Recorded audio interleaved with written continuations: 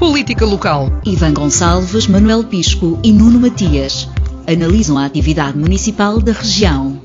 Ao sábado, às 11 horas, com repetição ao domingo, à 1 da tarde.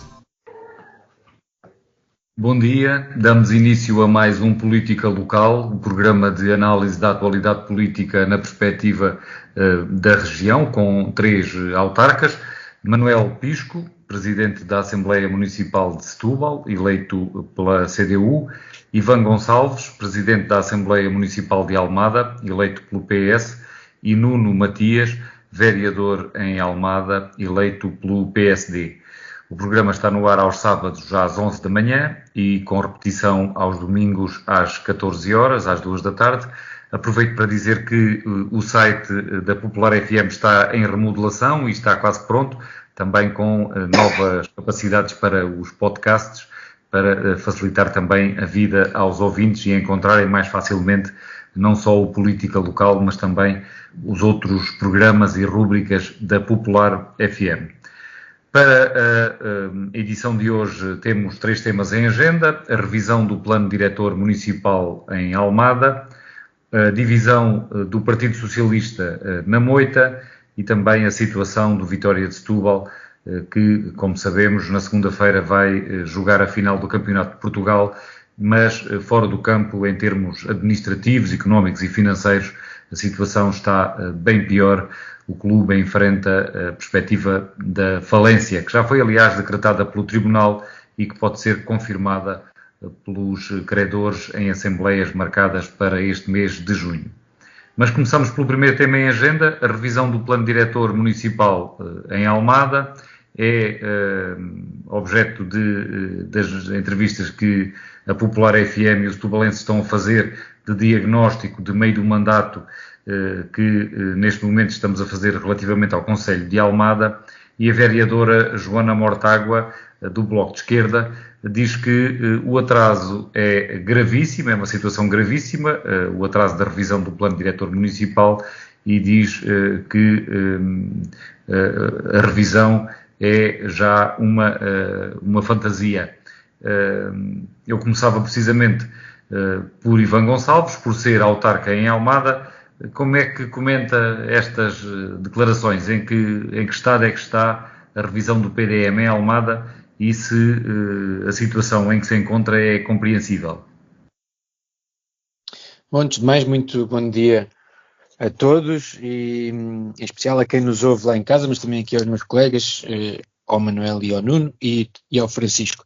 Bom, eu acho que esta entrevista enquadra-se num registro de oposição que o Bloco de Esquerda tem feito à governação do Partido Socialista desde 2017, desde que o Partido Socialista venceu as eleições.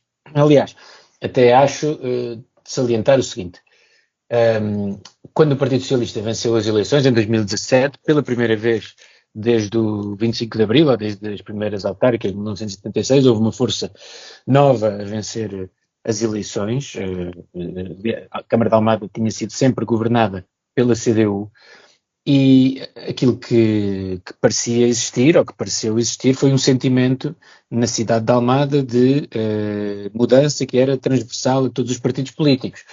Aliás, isso era evidente quando se percebia que a CDU teve cerca de, ou menos de 1/3 da votação, e portanto eram muito mais os votos nos partidos, sinalizando que deveria existir uma mudança. Mas desde o início que a atitude do Bloco de Esquerda sempre foi de ser muito menos construtiva para aquilo que seria esse novo ciclo de gestão autárquica e de, muitas vezes, de mera crítica àquilo que o Partido Socialista vai fazer na liderança da autarquia. Portanto, eu que sou, neste momento, Presidente da Assembleia Municipal, mas que, na verdade, sou deputado na Assembleia Municipal de Almada desde 2017, precisamente, vejo, isto é, no fundo, o esgrimir dos argumentos que o Bloco de Esquerda tem vindo a esgrimir ao longo dos últimos anos, que basicamente, ou geralmente, tendem a não ver nenhum benefício ou nenhuma boa medida na governação do PS, e são, aliás, e a avaliação que é feita da anterior gestão da CDU, com todas as falhas que também teve, senão os almadenses não teriam rejeitado a sua continuidade, mas a avaliação que o Bloco de Esquerda faz dessa governação tende a ser muito mais benévola. Eu acho que é uma pena, porque o Bloco de Esquerda, enfim, podia somar numa tentativa de projetar o progresso do nosso Conselho.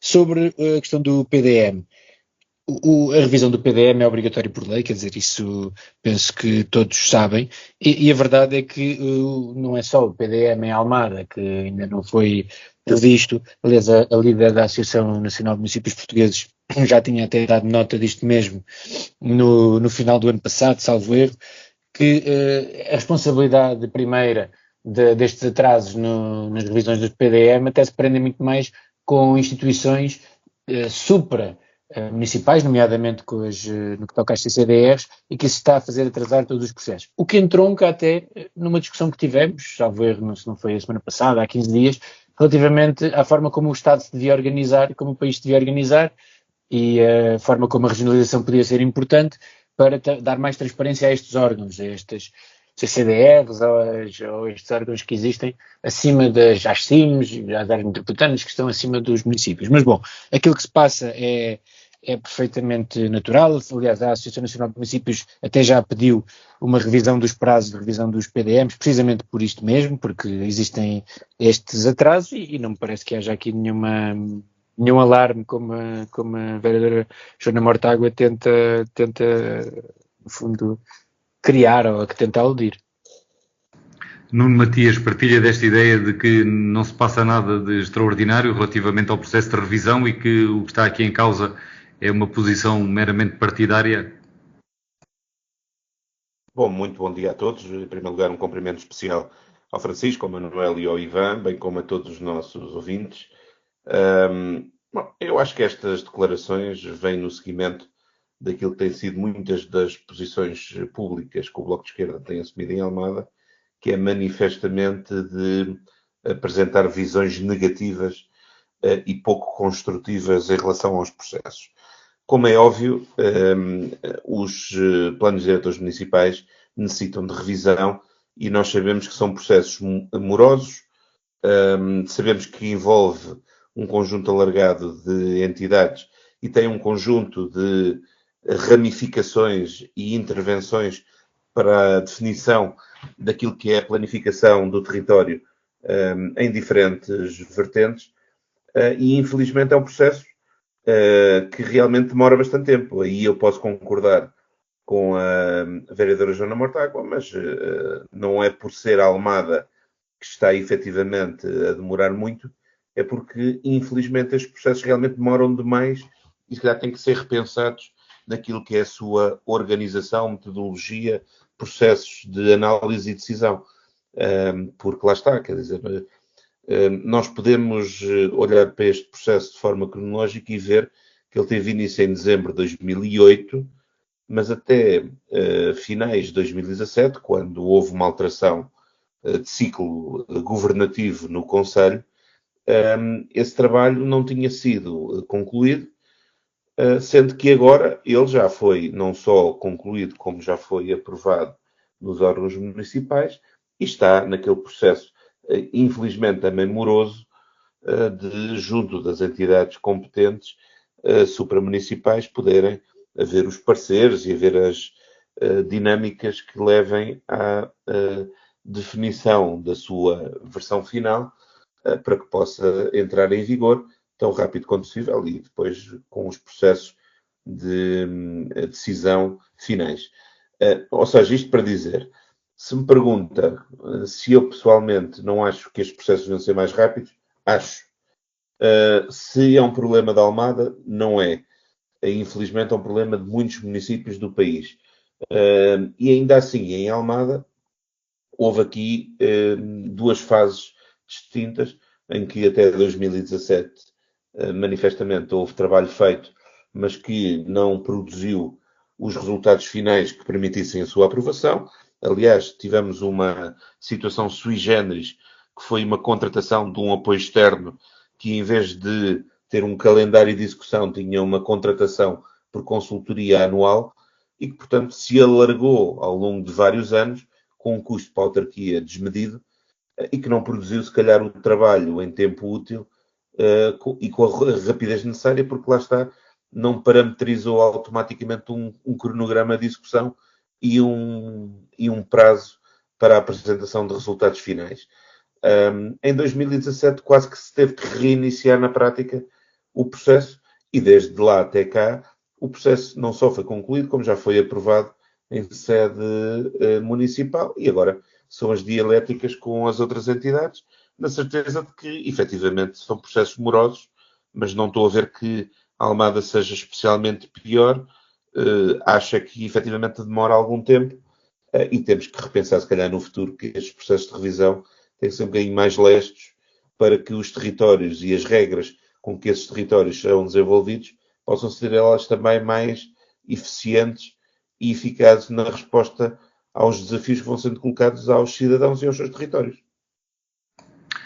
Manuel Pisco, admite que o caso da Almada é normal, atendendo à complexidade dos processos de revisão dos planos diretores municipais, apesar de haver já muitos municípios no país que têm os seus processos de revisão concluídos, alguns aqui na região, e, por exemplo, traçando um paralelismo com o município de Setúbal, tem o processo, quanto aos órgãos municipais, concluído há muito tempo, depois teve um ano para ser ratificado pelo Governo e, entretanto, foi ratificado apenas parcialmente, o que indica é que, em termos processuais, pode ser mais rápido, mas depois, em termos materiais, há aspectos que podem levar a que os PDMs levem mais tempo a ser ratificados pelo Governo. Dá a ideia que foi aquilo que aconteceu em Setúbal. Bom dia a todos, aos falantes e aos ouvintes. Eu seguia um bocado na linha da intervenção do Nuno Matias, porque está do lado do Governo que está agora de turno, digamos assim. Isto não pode, de maneira nenhuma, ser encarado nesta perspectiva. Isto demora muito tempo, leva tempo, temos que ver isto, temos que ver... Não. Isto, o caso da Almada, se é normal. É absolutamente normal dentro da mediocridade de gestão dos planos de ordenamento do nosso país. É assim há muitas décadas. Tem que ver com a regionalização? Tem, sim senhora, porque a administração central, a burocracia da administração central é absolutamente incapaz, não conduz, não é? Mas é absolutamente incapaz, devia até haver algum organismo que os conduzisse, não é? Para haver coerência e para haver alguma sincronia na aprovação dos planos, ao menos no plano regional, que não existe nenhuma, é o calhas. Eu acho que isto convém a alguns intervenientes, alguns atores, porque depois só há uma saída, são aqueles planos de pormenor para excepcionar, passamos a vida nisso. A excepcionar. Setúbal tem a sua parte feita há bastante tempo. Foi entregue para o Governo para fazer necessário, segundo lá os trâmites legais, harmonização com os planos de ordenamento de nível superior. É claro que agora é preciso fazer, é com o plano de ordenamento do Parque Natural da Arrábida, com a Renés, o Estuário do Sal. Sim, senhor. Eu não tenho fé nenhuma de que aquilo não fique nas gavetas do esquecimento mais outros 10 ou 15 anos. Nenhum município pode ter. Isto é absolutamente inconcebível aquilo que nós estamos a fazer e contentamos-nos todos em votar para eleger os nossos, para irem para o Governo, para irem para os lugares, para irem para os cargos, não é? E depois continua o ramo da ineficácia da nossa administração. Nós não, quer dizer, como cidadãos, e dando perspectiva do cidadão, o cidadão tem que exigir eficácia aos serviços, aqueles que tomam conta e que dirigem os serviços da administração pública. Neste caso, os planos de ordenamento, estão todos enferrujados, a todos os níveis. Quer dizer, nós, há pouco dia, houve notícias de o inventário, o levantamento geológico do país está para fazer, sei lá, quantas décadas. Foi parando década após década, não é? Nós não sabemos que minérios, que explorações, dá tudo atrasado. O Instituto de Geologia, não sei o que mais, que deviam fazer isso, não o fizeram, porque depois não têm técnicos, depois não têm orçamento, depois não têm não sei o quê. É o costume. E daí é que, até neste aspecto, isto não é agora nenhuma puxar a uma mania, uma teima. É a realidade, até neste aspecto, a questão da regionalização, repartindo os interesses, colocando os interesses regionais no seu lugar, que é a região, obrigava que houvesse a condução de procedimentos de planeamento efetivos, que assistissem e que se conjugassem. Mas nós não, nós continuamos a alimentar uma bola de neve de uma burocracia enorme, em que nada se conclui, nenhum processo se encerra, entra governo, sai governo, entra governo, sai governo, não fomos nós, foram os outros que já cá estiveram, os que já cá estiveram disseram que tinham sido os anteriores, já cá estiveram, e ninguém mete mãos na bendita, que agora, nos últimos tempos até deixou de ser moda, a reforma da administração pública, que andava na boca de qualquer candidato, não é? Até isso deixou de ser moda, já ninguém fala nisso. É que eu agora compreendo que o PSD tem agora, o PSD ou a AD, tem agora, estando no governo, outras preocupações mais emergentes de rebendar algumas coisas de emergência. Entendemos isso. Há emergências a corrigir. Ora, mas a perspectivação, a gente recorrendo ao tal bendito programa eleitoral e programa de governo, não vê lá indícios de reforma da administração nenhuma. E isso é que é preocupante. Ou seja, nós estamos a repercutir uma situação que está completamente calcinada, quase calcinada, de funcionamento da administração pública, que não deixa resolver nem acima nem embaixo, e andamos a funcionar assim. Depois, veio os liberais dizer, pois é a burocracia, não é investimento, qual é o investidor internacional, que no Estado em que está a burocracia da administração local, eles ainda dizem do governo, dizem da administração local, e no Estado em que está a ineficácia dos tribunais para decidir um assunto qualquer, numa contenda, leva meses ou anos e anos e anos, quem é que vem cá investir? E de facto, agora dou aqui uma mãozinha aos liberais. De facto, o nosso país está entalado nesta incapacidade, está atrasado, está com um lastro enorme nesta incapacidade dos gestores públicos e dos políticos eleitos compreenderem sequer, eu acho que já não compreendem sequer o problema. Este é que é o problema. Não compreendem sequer a necessidade de mandar especialistas estudar os assuntos. Eu acho que já estamos neste pé. Os políticos vão, os políticos vêm, vão para o governo, tomam lugares na Assembleia. Vocês percebem o que é que eu vou dizer a seguir, não é? Este é o caldo de insatisfação que leva à votação de pessoas que desacreditam do sistema democrático tal como nós estamos a exercê-lo. O plano do PDM de Almada é um assunto importante assim, não é? É uma consequência do marasmo. O PDM de Setúbal, ou o PDM de Moita, ou o PDM, seja de onde for, não é? Eles estão todos presos pela mesma coisa. Se alguém conseguiu levar aquilo até ao fim é porque não teve algumas constituintes que o de Almada a ter as mesmas que de Setúbal, porque também está na zona do Parque Natural da Arábia, está nas zonas protegidas, portanto, quando lá chegar ao governo, à altura da conciliação, a ter os mesmos problemas. Agora, não é essa a questão de fundo. Essa é uma consequência, uma mera consequência da ineficácia da gestão administrativa por falta de reorganização e descentralização. Não há que fugir disto. Isto não é facciosismo nenhum, é uma realidade que cada vez é mais evidente. Não é? Agora, nós podemos apontar o dedo uns aos outros, os outros que estiveram cá antes não fizeram, porque é que a gente está a fazer, enfim. É a conversa do costume que já... E depois também Nuno Matias. Ivan Gonçalves, tem mais alguma nota ainda sobre este tema?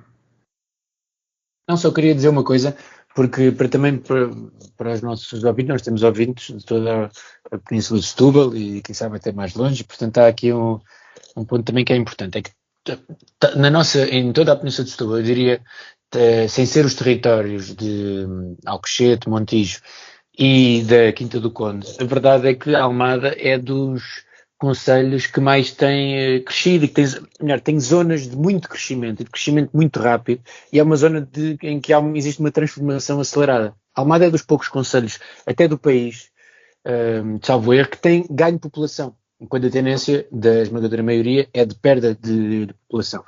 E há uma zona substancial do território que está a ser, não diria que urbanizada, porque não era propriamente rural, mas onde existe, de facto, que está em grande transformação, e isso tem que se refletir no novo PDM.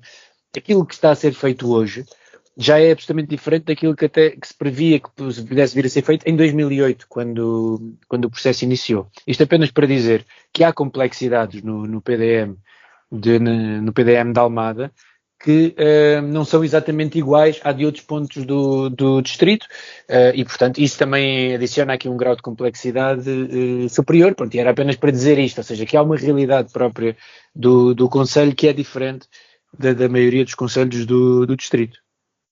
Nuno Matias, também mais algum comentário? Não, sobretudo a realçar isto que acabou também por ser dito, quer pelo Manuel, quer pelo Ivan, que é o facto de, necessariamente, também as regras de desenvolvimento territorial e um conjunto de normativos legais conduzem a que, até com as dinâmicas que existem do desenvolvimento dos concelhos, seja populacional, seja do ponto de vista urbanístico, mas também de alguns desafios do ponto de vista de lógica de defesa desses territórios, e não nos podemos esquecer que Almada tem uma grande influência na sua costa, mas também com a sua ligação ribeirinha, e portanto há aqui uma série de instrumentos de organização territorial que eles próprios também, com as suas alterações, acabam por levar à necessidade de haver a revisão das abordagens e a ter que se fazer aqui alguns compassos de espera para desenvolver novos processos e novas soluções. Isso não justifica que se passem tantos anos, porque na prática há aqui uma série de demarches e articulação com outros organismos que têm que se tentar tornar mais expeditos, mas aí, lá está, a culpa não é da autarquia da Almada em especial, é do sistema e da forma como ele se organiza, que deve ser agilizado para garantir que não volta a suceder, porque necessariamente, de outra forma, estes instrumentos que são centrais para o desenvolvimento dos municípios acabam por ficar, por um lado, desatualizados rapidamente, e depois os processos de revisão acabam por levar a que as novas soluções ainda sejam mais atrasadas, e isso não é minimamente compaginável com os desafios que temos. Passamos então para o segundo tema da agenda de hoje, a divisão no Partido Socialista na Moita. A Conselhia já conheceu vários líderes no período que deveria ser apenas de um mandato. A última líder demitiu-se precisamente devido a estas divisões. Vamos ter eleições em breve para a Conselhia da Moita. Há duas candidaturas e eu faço aqui um pouco de contexto. O presidente da Câmara Municipal da Moita, Carlos Albino, já foi presidente da Conselhia e agora fez saber que é candidato novamente à Conselhia e concorre contra uma outra lista liderada por Paula Póvoas, que tem a particularidade de reunir o apoio de todos os presidentes de junta socialistas, que são todas, à exceção de uma delas, de Alhos Vedros, que é liderada por um independente, que se juntaram nesta outra candidatura, o que denota claramente que há aqui uma oposição dos presidentes de junta à conduta de Carlos Albino. Isto suscita a questão de saber qual tem sido o desempenho do presidente da Câmara Municipal, que conseguiu, em pouco tempo, em 2 anos, ter contra si todos os presidentes da junta de freguesia. E eu começava por Ivan Gonçalves, desta vez também por ser uma questão relativa, neste caso até diretamente ao PS, a outra só indiretamente, uma vez que é o partido que governa a Câmara de Almada. Mas desta vez é mesmo uma questão interna do Partido Socialista. Ivan Gonçalves, que leitura é que faz deste processo das eleições, das demissões, no Partido Socialista da Moita? Na Moita aponta-se como responsável desta turbulência o presidente Carlos Albino. Você também é essa a leitura que faz ou vê de outra forma? Bom, eu acho que essa leitura que o Francisco faz não deixa de ser um pouco simplista, apenas para dizer, há de se apontar a responsabilidade de um dos lados e do outro lado há de se apontar a responsabilidade do outro lado, como é próprio de qualquer uma destas divergências de opinião. Eu acho que isto... Há uma parte que não é saudável, que é a questão de já terem existido várias demissões e da Comissão Política estar a ter alguma instabilidade. Essa acho que é óbvio que não é desejável em qualquer situação. A outra parte, existirem diferentes visões sobre a forma como o Partido Socialista ou qualquer outro partido, quer dizer, deve seguir as opções que deve tomar internamente, eu acho que é absolutamente normal. E até quer dizer o seguinte, não tenho grande opinião relativamente aos temas que são internos da Conselhia da Moita, mas ainda que, e se os tivesse, diria aos interessados, até porque sou amigo de todos. O Carlos Albino foi dirigente da Juventude Socialista no tempo em que eu era, já há alguns anos, conheço a Paula Póvoas também, tenho muita estima por ela e, portanto, nem sequer me ficaria bem, sendo até presidente de outra conselhia do Partido Socialista, ter grandes considerações sobre isso, mas de facto também não tenho grandes opiniões sobre as divergências de opiniões que possam existir, a não ser achar que elas são normais. O que quero dizer é fazer aqui um paralelismo. Eu, em 2020, fui candidato à Conselhia do Partido Socialista em Almada, uma conselhia onde tinha sido um conselho que o Partido Socialista tinha vencido 2 anos antes, tal como na Moita. Isso na altura também podia ser visto como um sinal de divisão. Houve 2 listas, até posso dizer que por acaso todos os presidentes de junta do Partido Socialista na altura também não votaram em mim, eram só 2, na verdade, porque o Partido Socialista só tinha duas juntas de freguesia.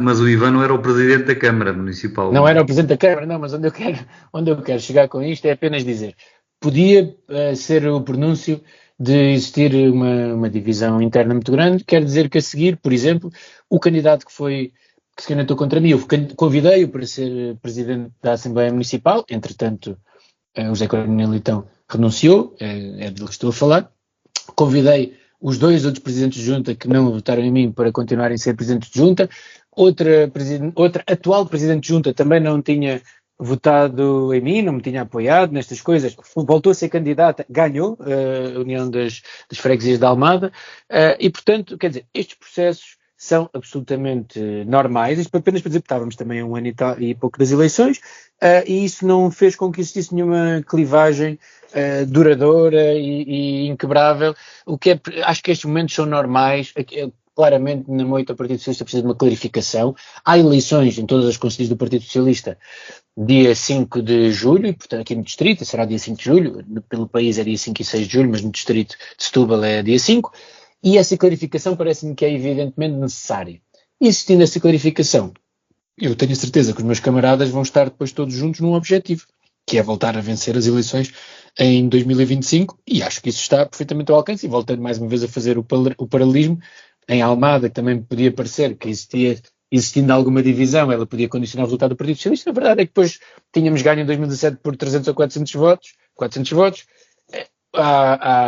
em 2021 vencemos por uma margem muito mais alargada e estivemos até próximos de ter uma maioria absoluta, enfim, próximos, elegemos 5 vereadores e não os 6 que seriam necessários, mas enfim, crescemos a votação substancialmente. Portanto, acho que é absolutamente normal, era aí que queria chegar.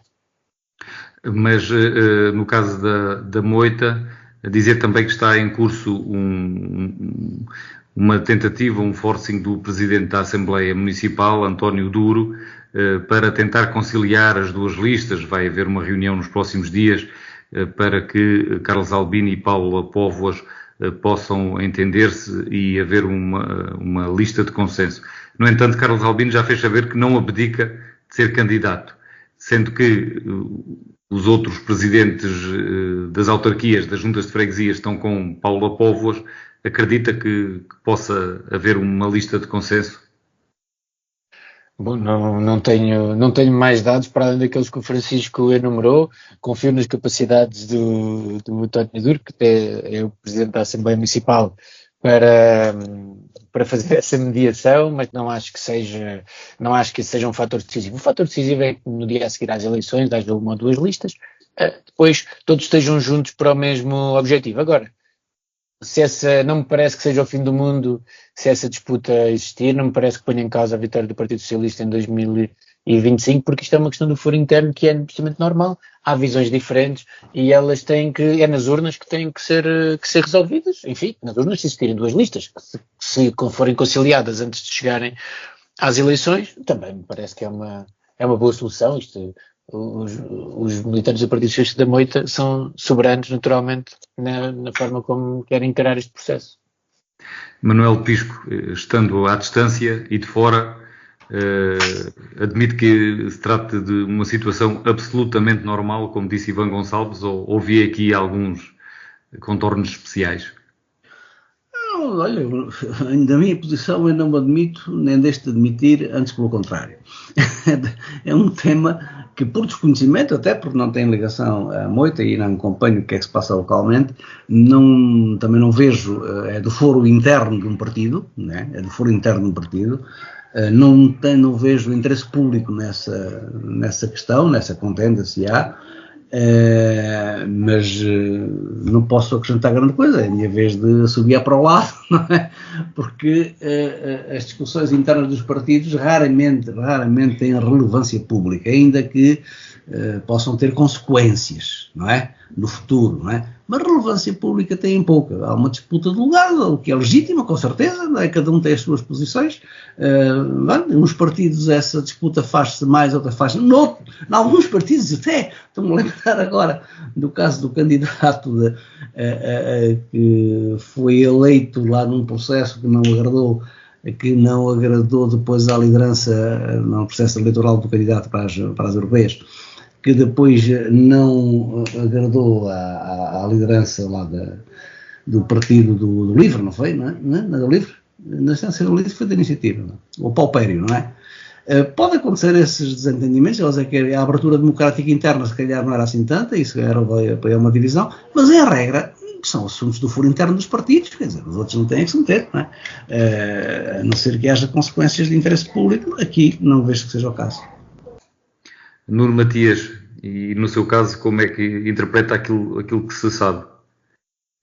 Bom, lá está. Eu também estou aqui um bocadinho como o Manel, não sendo no meu partido e não sendo no meu conselho, estou a ver um bocadinho à distância e sem conhecer todas as razões que levam às situações. Agora, eu acho que às vezes há que desdramatizar alguns procedimentos e alguns processos, porque nos partidos, e eu acho que essa tradição sente-se muito e de forma vincada no Partido Socialista e no Partido Social Democrata, há aqui uma lógica de pluralismo e de visão diferenciada que se respeita e que até se saúda em alguma medida, sempre que haja aqui essa lógica com algum sentido de lealdade, verticalidade e responsabilidade.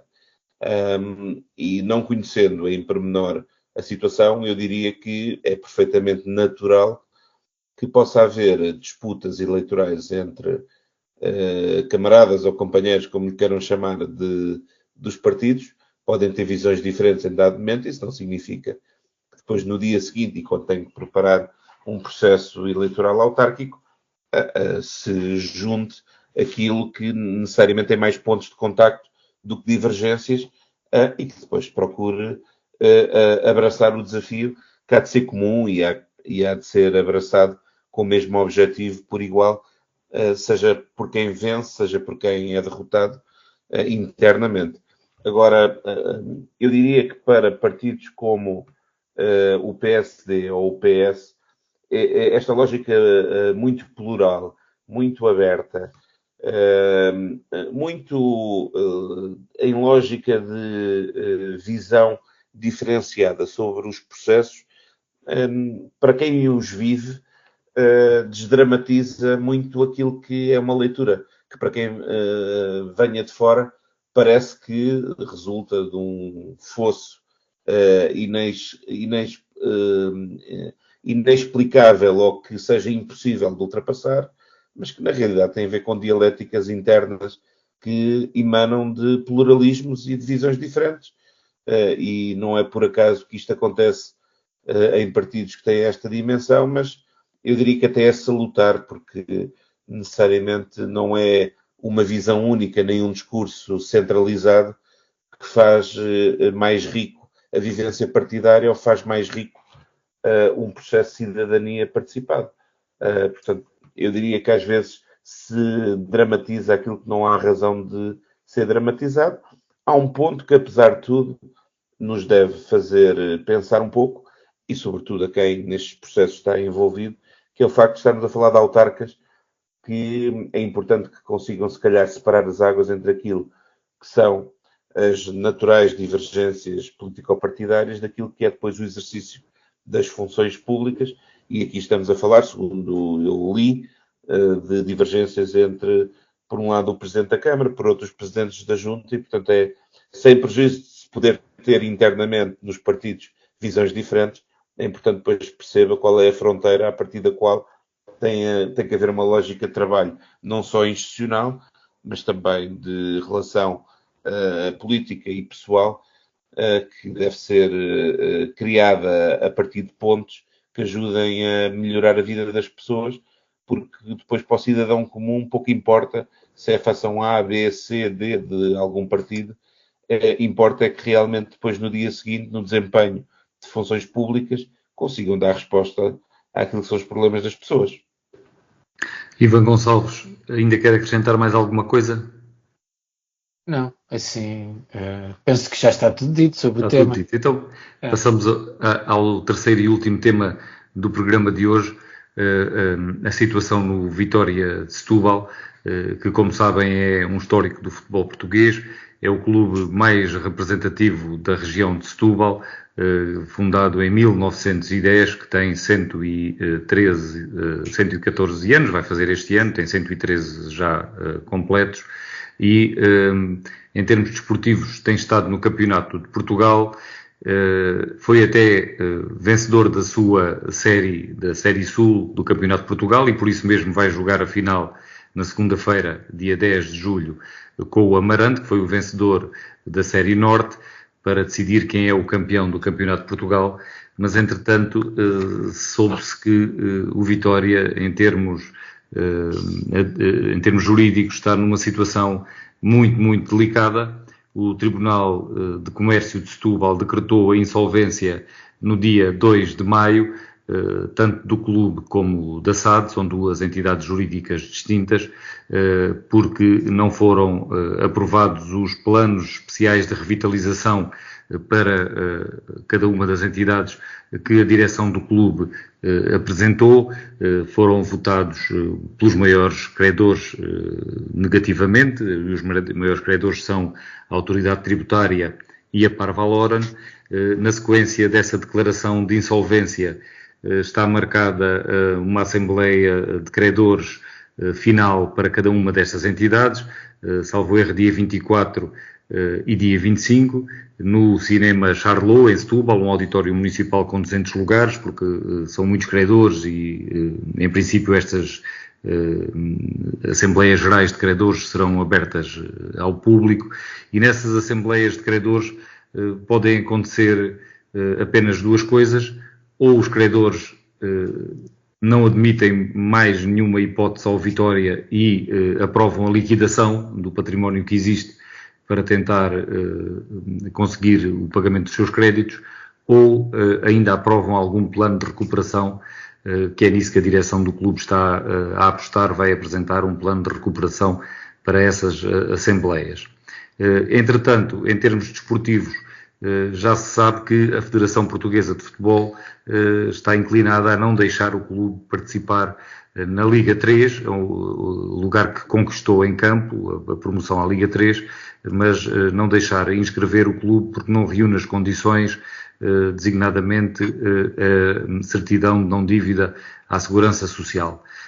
Depois de saber isso, a direção do clube marcou uma Assembleia Geral de Sócios para dia 14 deste mês, no pavilhão António Veles, em Setúbal, onde os pontos da ordem de trabalhos são estes dois: a não aprovação do SPER e a não inscrição da equipa na Liga 3, e, portanto, o que temos aqui é uma ameaça muito forte de que possamos estar perante o fim do Vitória Futebol Clube, tal como o conhecemos.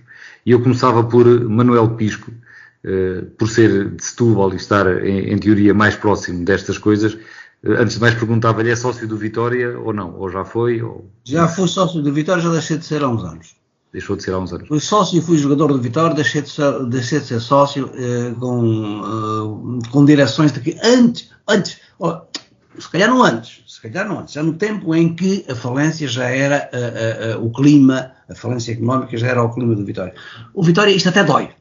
Aquilo que está a suceder ao Vitória, pela segunda vez, o Vitória qualifica-se desportivamente, não é? para se manter na primeira divisão, na primeira liga, como foi parar à Liga Portugal ou ao Campeonato de Portugal, E agora qualifica-se para ser promovido e não tem as condições financeiras, administrativas, porque tem estado a ser dirigido por pessoas que, atrás de um clubismo fanático, batendo com o peito, a mão no peito, de vitorianismo, acabam não tendo competência, capacidade nenhuma para tomarem soluções em relação ao clube, não sabendo gerir futebol e não sabendo gerir finanças, não sabem reconhecer, ou não sei, já não entendo porque é que querem manter uma situação que já é de falência do Vitória há décadas. A situação real deste clube, tal como a das dezenas de outros clubes deste país, é quase inumeráveis todos, o Farense, o Portimonense, o Estoril, tantos, não é? Já foram reorganizados. E, portanto, o nome, a entidade, a Associação Desportiva com designação Vitória Futebol Clube, é claro que não tem condições de cumprir, e tem andado de cumprir as responsabilidades de crédito que lhe estão em cima, não é? E isto agravou-se muito, em grande, não sei em profundidade, mas em grande grau, quando entrou no Vitória as grandes negócios. Lembram-se da Nova Setúbal. A Nova Setúbal tinha uma âncora. A âncora era de transportar o estado de Vitória de Setúbal, do Bonfim, lá para cima para a Nova Setúbal. Estes negócios, que depois foram a falências e que hoje estão nas mãos da Paravalora, estão nas mãos dos credores maiores, da Segurança Social, das Finanças, foi este entrelace com as grandes negociatas, que depois faliram, de agentes conhecidos na região, até nem de Setúbal, mas conhecidos na região, que puseram uma corda ao pescoço ao Vitória. E o Vitória meteu-se em cavalarias que já não podia cavalgar e depois viveu durante décadas a pedir aos credores por misericórdia que vão prolongando no esquecimento a cobrança das dívidas. Isto é incomportável. E com isto, quer dizer, este Vitória podia ter sido remodelado, podia ter... é inevitável. Inevitável. Não há capacidade para pagar a Vitória. Quem é que não vê isto? É preciso estar lá dentro. Vão lá para dentro e não demonstram coisa nenhuma diferente daquilo que está à vista daquilo que já sabe. A Câmara Municipal, no mandato anterior, a Presidente da Câmara, Maria das Dores, nos limites, já fora dos prazos, andou a tentar salvar porque diziam que havia uma hipótese, uma esperança, qualquer coisa, e o Mota vai atrás de esperanças absolutamente fátuas, que não são nada concretizáveis, não é?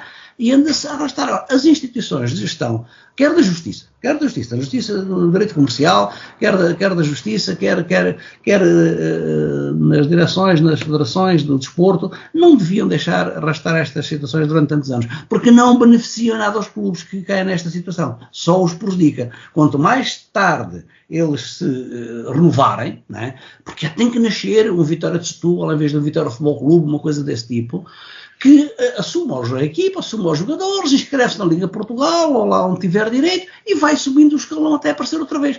O Estoril, o Estoril, o Rio Ave, o Farense, tantos clubes, que aconteceu isso. Portanto, há aqui uma coisa que também ninguém quer olhar a fundo, que é a história das SADs, não é?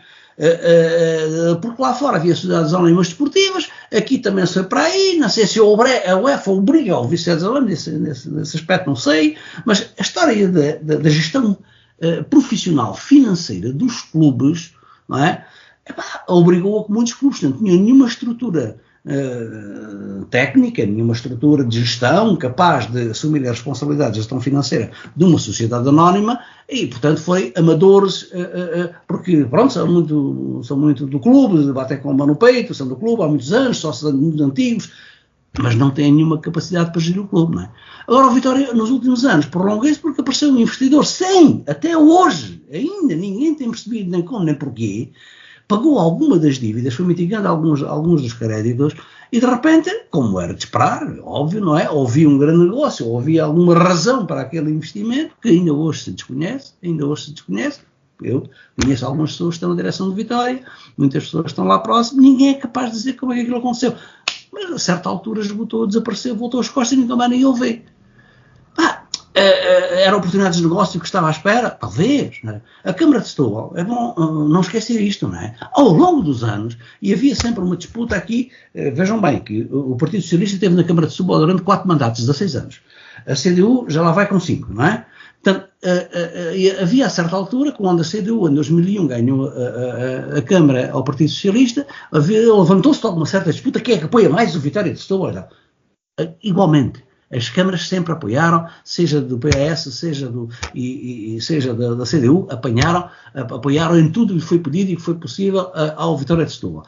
E isso até um grau que levanta algumas dúvidas de legitimidade, não é? Aquilo que estava a atribuir sistematicamente a uma só entidade esportiva, naturalmente que faltava para as outras todas, não é? Mas enfim. Não foi falta de apoio de autarquia. Não foi falta de apoio. Hoje a gente vê ali, bonito, limpo. Foi a Câmara que o fez. Foi a Maria das Dores no último mandato que o fez. Os neons, as limpezas, aquilo já estava tudo ao abandono. Foi o pessoal da Câmara que andou lá a fazer isso. Portanto, a Câmara ajudou. Agora, não se pode ajudar quem já tem uma morte anunciada. E, de facto, não há capacidade de gestão e pessoas com 3 não é preciso 3 dedos de testa, 2,5, que entendam qual é a solução. Tem que haver uma solução. E o que se tem visto é que, direção após direção, nós vemos aparecer pessoas que querem manter-se na direção de Vitória. Não, porquê? Se há algum ganho ali, não sei. Mas querem manter-se. E pronto, enquanto for possível prorrogar uma morte anunciada, eles vão tentando manter a situação em que o Vitória não pode nada. O Vitória não pode nada. Deve a todos e não pode nada.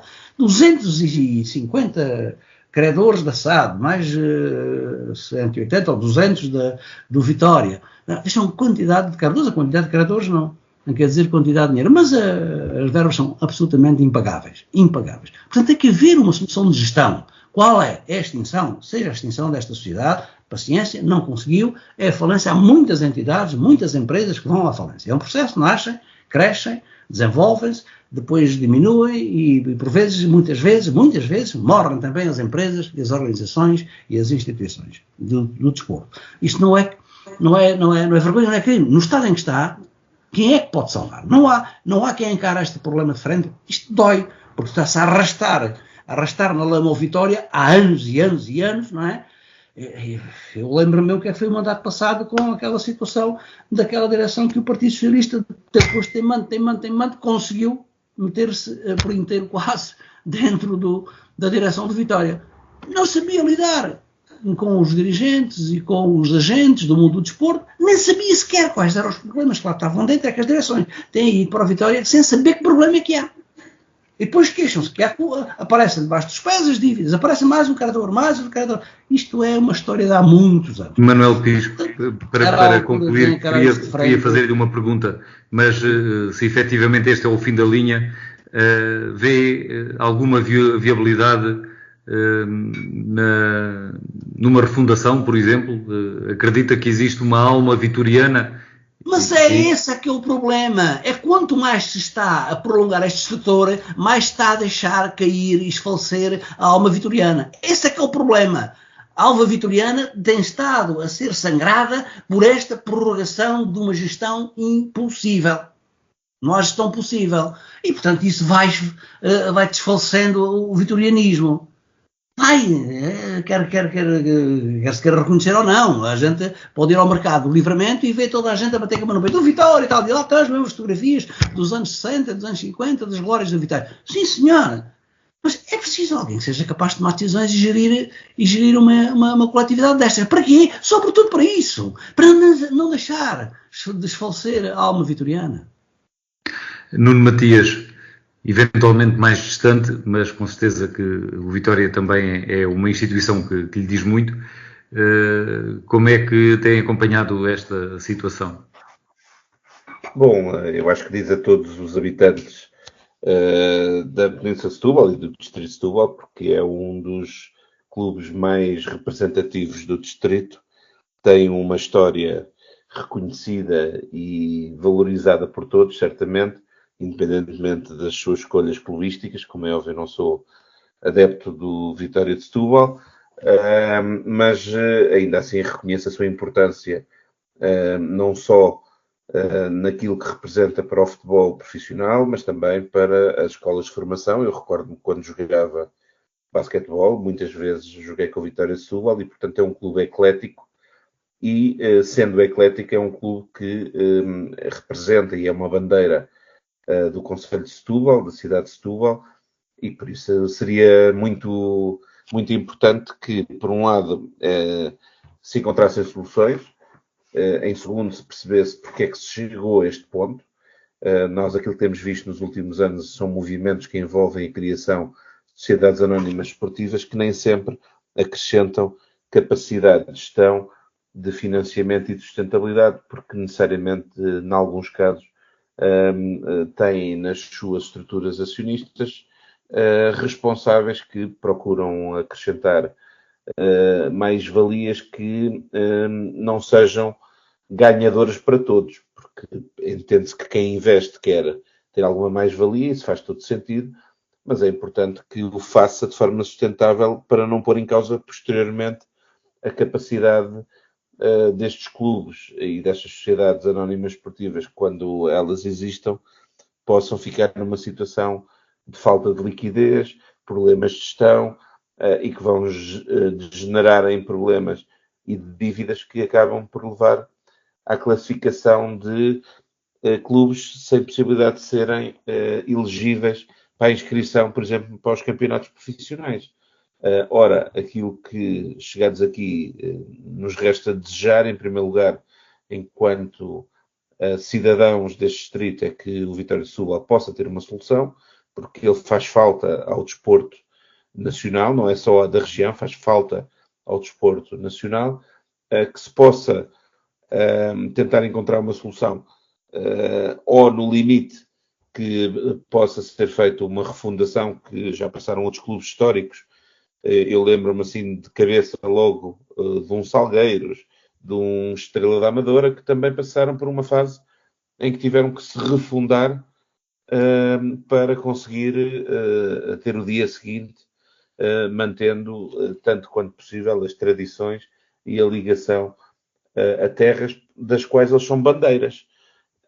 E por isso eu espero que, mais enquanto cidadão do que enquanto adepto, porque não sou do Vitória de Setúbal, também possa acontecer, seja o bom senso, por um lado, de conseguir-se encontrar um entendimento com os criadores, que, segundo percebo, não é muito fácil, face à dimensão, mas pelo menos que exista o bom senso de, no limite, se conseguir reiniciar um processo que permita refundar, mantendo a tradição. Isso eu acho que era desejável, de uma forma ou de outra, para que a marca Vitória de Setúbal continue a ser algo que nos orgulha, porque goste-se mais ou goste-se menos, seja ou não adepto do Vitória de Setúbal, é uma coletividade que nos marca a todos no distrito, e é, sem dúvida alguma, uma das mais representativas, se não a mais representativa. Ivan Gonçalves, já nos restam poucos minutos e são para si. O que é que quer dizer sobre este tema? Eu não tenho muito mais a acrescentar para além daquilo que os meus colegas já disseram. É óbvio que eu vejo a vida do Vitória muito mais à distância do que o Manuel Pisco, que é vitoriano e vive estes temas muito mais de perto. Eu, tal como o Nuno, não sou adepto do Vitória de Guimarães, do Vitória de Setúbal, desculpem.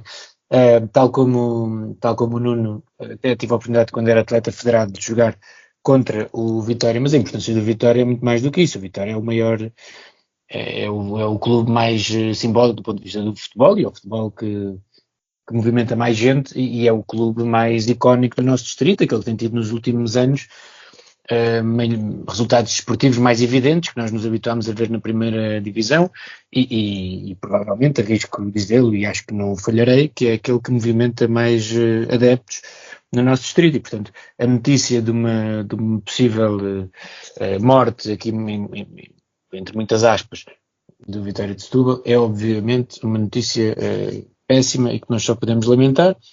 Agora, acho que é preciso tentar encontrar soluções para o futuro, seja de que forma que for, para garantir que o Vitória tem ainda tem futuro. Acho que isso era bom e era muito importante para o desporto no nosso distrito, e para esta questão simbólica da notoriedade também que o Vitória tem, que inspira tantas pessoas no nosso, a praticar desporto, a praticar futebol, mas outros desportos também, na nossa região.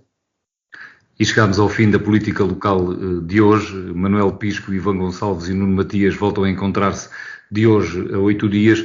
Eu aproveito para dizer mais uma vez que a Popular FM tem um site renovado e algumas coisas estão ainda a ser desenvolvidas. É o caso da secção de podcasts e eu informo os ouvintes que podem passar por lá.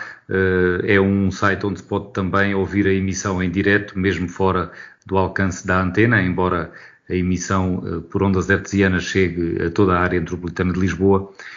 E em breve também o Política Local estará com regularidade e logo de imediato disponível em podcast no site.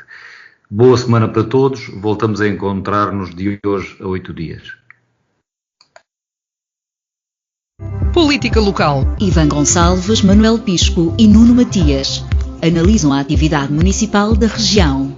Ao sábado, às 11 horas, com repetição ao domingo, à 1 da tarde.